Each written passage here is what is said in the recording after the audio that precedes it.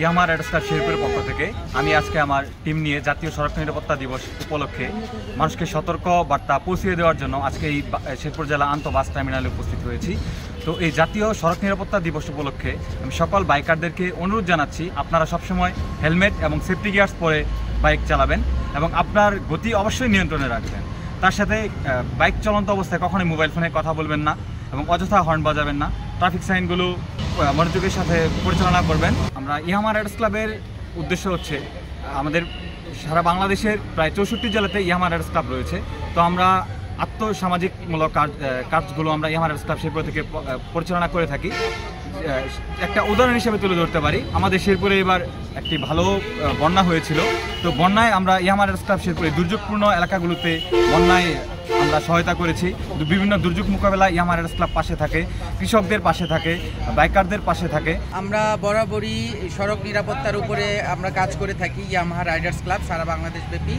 আমরা তারই ধারাবাহিকতায় আজকে জাতিসংঘ কর্তৃক ঘোষিত সেফটি রোড এবং এই বিষয়ে যে আমরা একটা সপ্তাহ উদযাপন করতে যাচ্ছি, তারই কিছু মেসেজ আমরা যারা রোডঘাটে গাড়ি যানবাহনের সাথে জড়িত আছি, আমরা যারা সবসময় বাইক রাইড করে থাকে, বাস ট্রাক এই সমস্ত রাইড করে থাকে, তাদেরকে সচেতনতা বৃদ্ধির জন্য আমরা আজকের এই প্রোগ্রামটা হাতে নিয়েছি।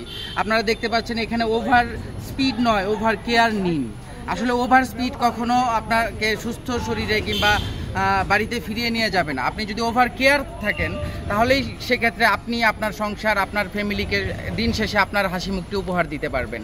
আমরা সবসময় বলে থাকি যে হেলমেট ব্যবহার করার জন্য এবং গাড়ির কাগজপত্র সাথে রাখার জন্য। তো এটা একটা ড্রাইভারের জন্য খুবই গুরুত্বপূর্ণ যে হেলমেট থাকাটা এবং গাড়ির কাগজপত্র থাকাটা। আর এছাড়া আমি বলবো যে আপনার শুধু নিরাপত্তা হয় না, এটা আপনার ফ্যামিলির উপর নির্ভর করে এবং কিভাবে আপনি গাড়িটা রাইড করবেন সেটা সম্পূর্ণ আপনার উপর নির্ভরশীল। সুতরাং বেপরোয়া গাড়ি চালানো থেকে সবাই বিরত থাকতে হবে এবং আপনাকে সেফটি অনুযায়ী গাড়ি চালাতে হবে।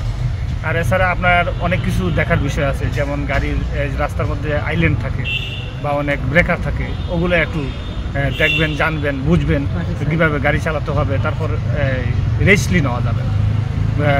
বিশেষ করে আপনার বেপরোয়াভাবে গাড়ি চালাইয়ে আপনি নিজের জন্য ক্ষতির কারণ হয়ে দাঁড়াবেন। আপনার ফ্যামিলি, আপনার সব কিছু আপনার উপর এটা নির্ভরশীল।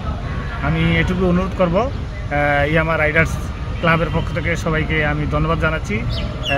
এটা একটা সুন্দর একটা প্রোগ্রাম আয়োজন করা হয়েছে।